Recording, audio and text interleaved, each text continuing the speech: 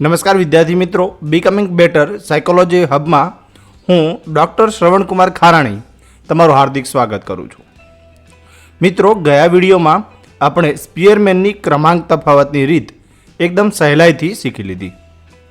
પણ જરા વિચારો, યુનિવર્સિટીની પરીક્ષામાં પેપર સેટર થોડું ટ્વિસ્ટ લાવવા માગતો હોય અને તમને એવો દાખલો પૂછી લે જેમાં 2 કે 3 વિદ્યાર્થીઓના ગુણ એક સરખા હોય તો તમે શું કરશો?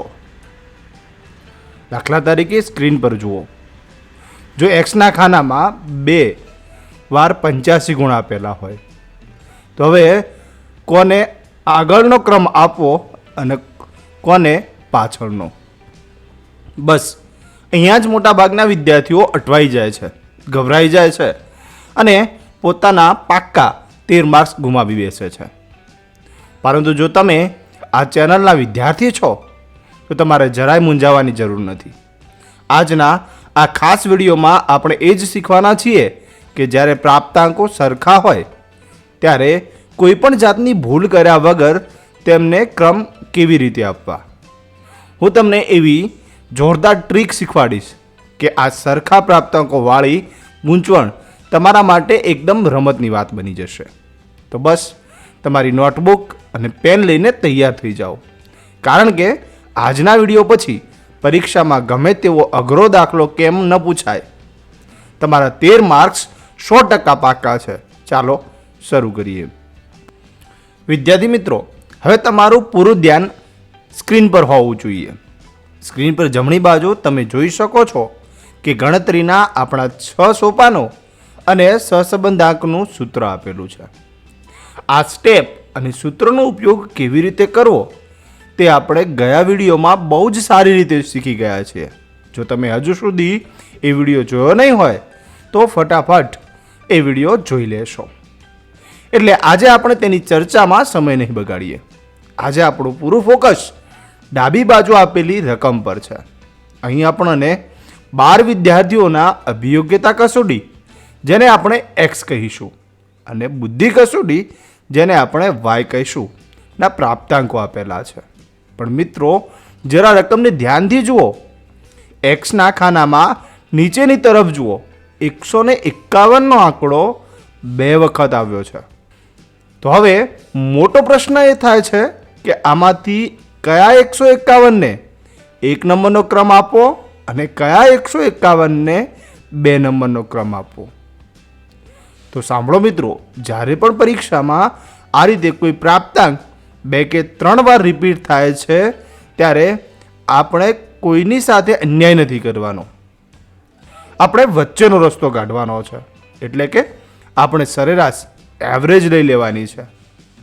આ નિયમ કઈ રીતે કામ કરે છે ચાલો એકદમ સરળ ઉદાહરણથી સમજીએ. આપણા કોષ્ટકમાં જુઓ. એક્સના ખાનામાં સૌથી મોટા ગુણ 151ને 2 વાર આપેલા છે. એટલે કે નિયમ પ્રમાણે તેઓ ક્રમ નંબર 1 અને ક્રમ નંબર 2 માટેના દાવેદાર છે. તો આપણે આ બંને ક્રમોનો સરવાળો કરી દેવાનો. એટલે કે 1 + 2 ભાગ્યા 2 બરાબર 3/2 બરાબર 1.50. તો હવે આપણે આ બંને 151ની સામે 1.50 ક્રમ આપીશું. અને હા, સૌથી અગત્યની વાત, આપણે 1 અને 2 નંબરનો ક્રમ વાપરી નાખ્યો છે. એટલે 151 પછી જે નાનો ગુણ આવશે, જેમ કે 148, તો તેને આપણે સીધો જ 3 નંબરનો ક્રમ આપીશું. હવે વિદ્યાર્થી મિત્રો, જ્યારે 3 પ્રાપ્તાંકો સરખા હોય ત્યારે શું કરવું? ધારો કે પરીક્ષામાં કોઈ દાખલામાં એક જ ગુણ 3 વખત રિપીટ થાય છે અને તેમનો વારો ક્રમ નંબર 4, 5 અને 6 પર આવે છે. તો શું કરવાનું? તો આ ત્રણેય ક્રમનો સરવાળો કરો.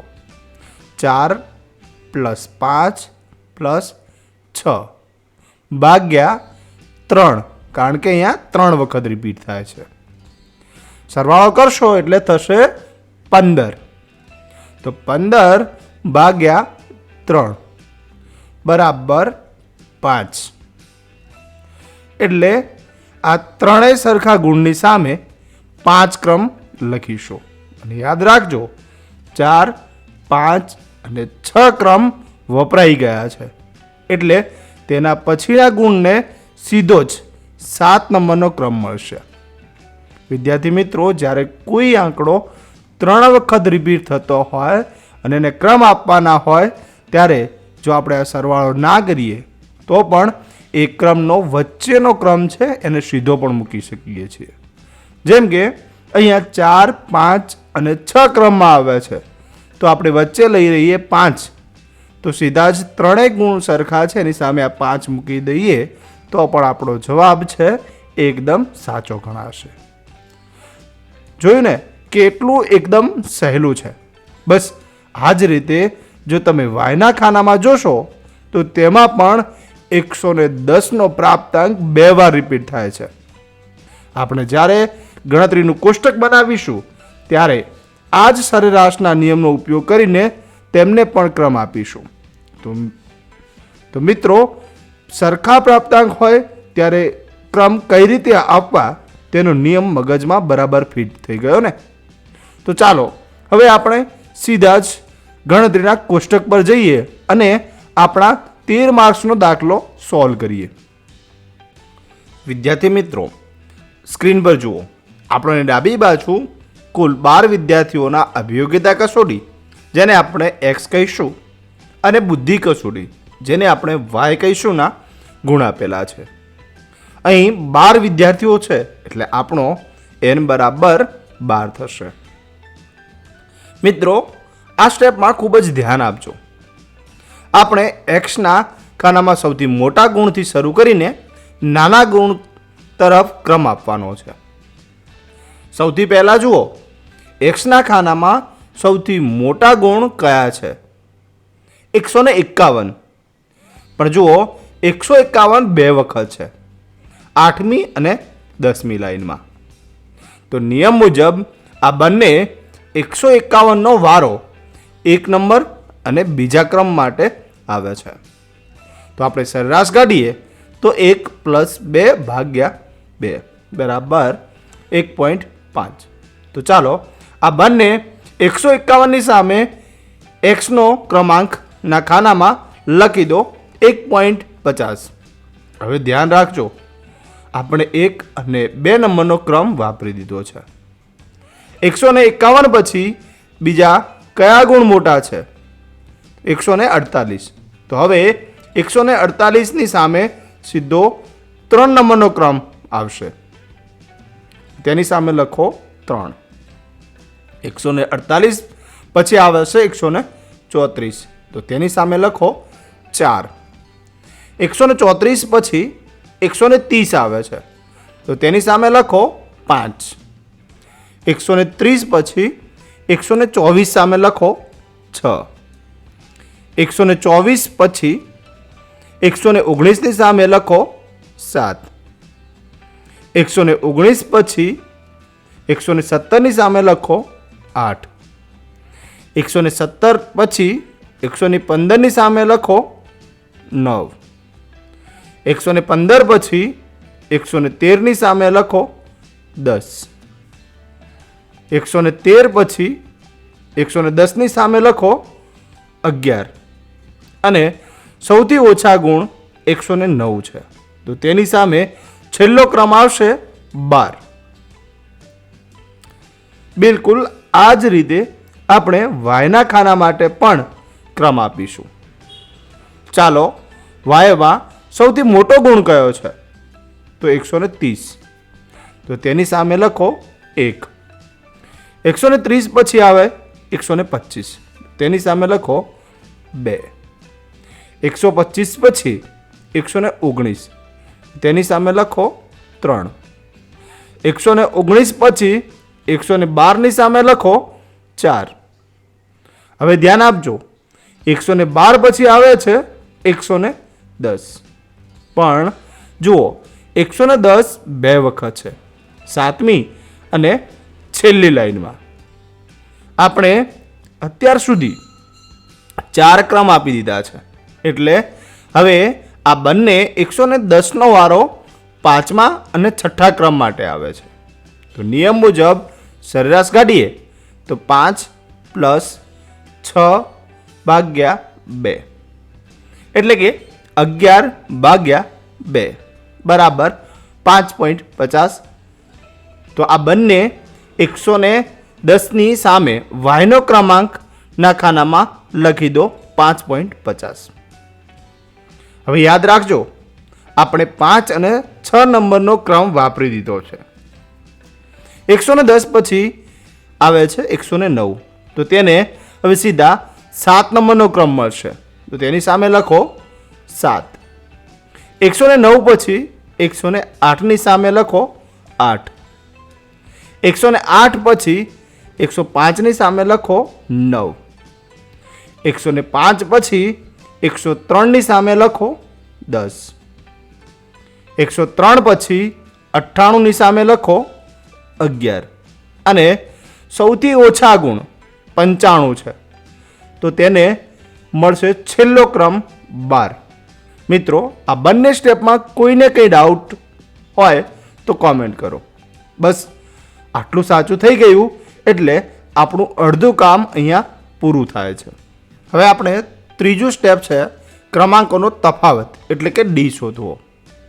હવે આપણે એક્સના ક્રમાંકમાંથી વાયના ક્રમાંકને બાદ કરતા જઈશું. ધ્યાનથી બાદબાકી કરજો. પહેલી લાઈન 4માંથી 4 જાય તો 0. બીજી લાઈનમાં 7માંથી 8 જાય. મિત્રો, અહીંયા નાનીમાંથી મોટી સંખ્યા જાય એટલે જવાબ આવશે માઇનસમાં. એટલે કે 7માંથી 8 જાય તો -1. 10માંથી 3 જાય તો 7. 6માંથી 2 જાય તો 4. 12માંથી 7 જાય તો 5.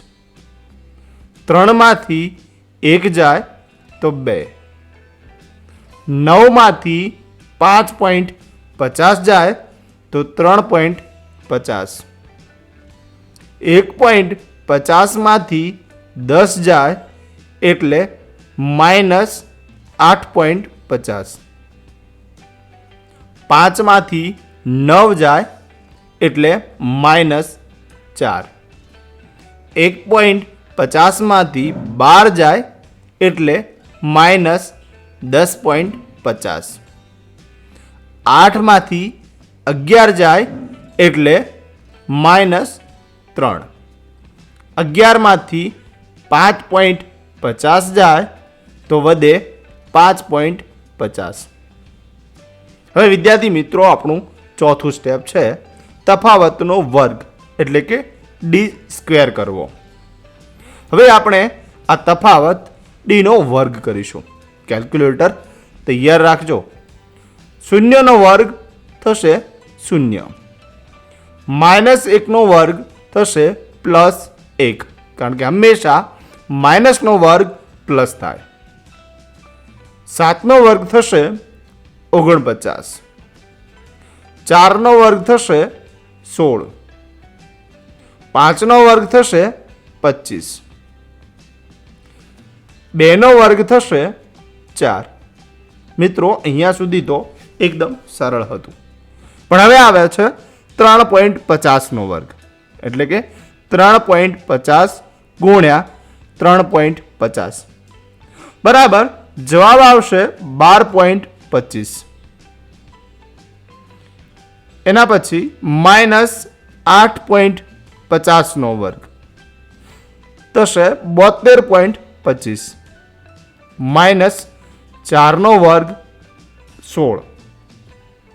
-10.50નો વર્ગ થશે 110.25. -3નો વર્ગ થશે +9. 5.50નો વર્ગ થશે 30.25. આપણું પાંચમું સ્ટેપ છે સિગ્મા d² શોધવો. હવે આ છેલ્લા d² ખાનાનો ઊભો સરવાળો કરીએ. 0 plus 1 plus 49 plus 16 plus 25 plus 4 plus 12.25 plus 72.25 plus 16 plus 110.25 plus 9 plus 30.25. તો તમારો જવાબ આવશે 345. તો આપણો સિગ્મા d² આવી ગયો 345. હવે કોષ્ટકનું કામ પૂરું થયું. હવે આપણું સૂત્ર જુઓ. સહસંબંધાંક r બરાબર 1 માઇનસ 6 સિગ્મા d² ભાગ્યા n કૌંસમાં n² માઇનસ 1. ચાલો આ સૂત્રમાં કિંમતો મૂકીએ. અહીં n બરાબર 12 છે અને સિગ્મા d² આપણને મળ્યો છે 345. આ બંને કિંમતો મૂકતા આપણું નવું સ્ટેપ બનશે 1 માઇનસ 6 ગુણ્યા 345 ભાગ્યા 12 કૌંસમાં 12નો વર્ગ માઇનસ 1. ઉપરનો ગુણાકાર કરો. 6 ગુણ્યા 345 કરશો એટલે જવાબ આવશે 2070 અને નીચેના 12નો વર્ગ કરશો. 12 ગુણ્યા 12 બરાબર 144. હવે આ બંને કિંમતો આપણે મૂકીએ તો આપણું નવું સ્ટેપ બનશે 1 માઇનસ 2070 ભાગ્યા 12 કૌંસમાં 144 માઇનસ 1. હવે આપણે કૌંસ છોડીએ. 144 માંથી 1 જાય એટલે વધશે 143. આપણું નવું સ્ટેપ બનશે 1 માઇનસ 2070 ભાગ્યા 12 ગુણ્યા 143. હવે નીચે છેદમાં 12 અને 143નો ગુણાકાર કરીએ એટલે આપણો જવાબ આવશે 1716. આપણું નવું સ્ટેપ બનશે 1 માઇનસ 2070 ભાગ્યા 1716. હવે 2070 ને 1716 વડે ભાગાકાર કરો. જવાબ આવશે 1.2062. આપણે પોઈન્ટ પછીના 4 આંકડા લઈએ એટલે કે 1.2063. તો આપણું નવું સ્ટેપ બનશે 1 માઇનસ 1.2063.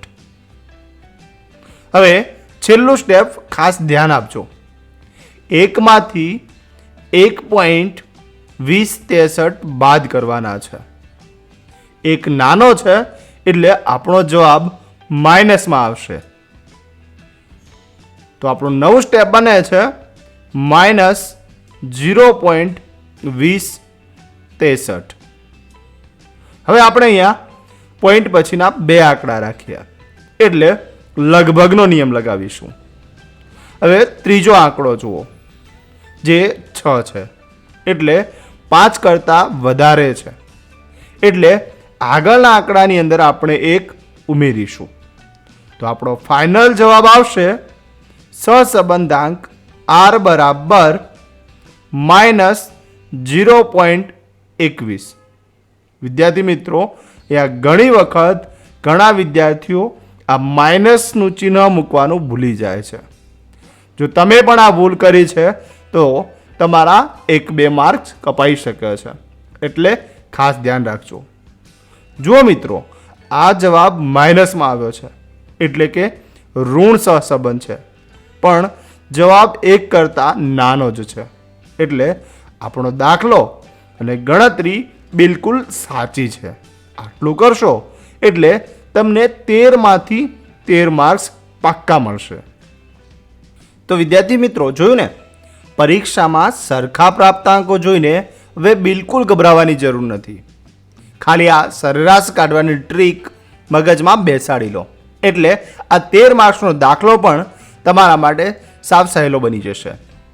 મને પૂરો વિશ્વાસ છે કે આજની આ સ્ટેપ બાય સ્ટેપ ગણતરી જોયા પછી હવે તમે ક્યારેય ક્રમ આપવામાં કે માઇનસ પ્લસની નિશાનીમાં ભૂલ નહીં કરો. મિત્રો, આ રીત પરીક્ષા માટે ખૂબ જ અગત્યની છે. એટલે મારો તમને આગ્રહ છે કે ચોપડીમાંથી આવા જ સરખા ગુણવાળા બીજા 2-3 દાખલા જાતે ગણીને આજે જ પ્રેક્ટિસ કરી લેજો, જેથી પરીક્ષાના દિવસે કોઈ જ ટેન્શન ના રહે. જો આજની આ ગણતરી તમને ખરેખર સમજાઈ ગઈ હોય અને આંકડાશાસ્ત્રનો ડર થોડો પણ ઓછો થયો હોય તો વિડીયોને 1 લાઈક જરૂરથી કરજો. અને હા, તમારા BA સેમિસ્ટર 6ના ક્લાસમેટ સાથે આ વિડીયો શેર કરવાનું ચૂકતા નહીં, જેથી તેમને પણ આ સિક્રેટ ટ્રીકનો લાભ મળે. આંકડાશાસ્ત્ર અને મનોવિજ્ઞાનના આવા જ પરીક્ષાલક્ષી અને સહેલા વિડીયો સૌથી પહેલાં જોવા માટે આપણી ચેનલ બીકમિંગ બેટર સાયકોલોજી હબને અત્યારે જ સબસ્ક્રાઈબ કરી લો. તો મળીએ છીએ આવતા વિડીયોમાં પરીક્ષા માટે ઉપયોગી એવા કોઈ નવા અગત્યના ટોપિક સાથે. ત્યાં સુધી પ્રેક્ટિસ કરતા રહો અને આગળ વધતા રહો. ધન્યવાદ. આભાર.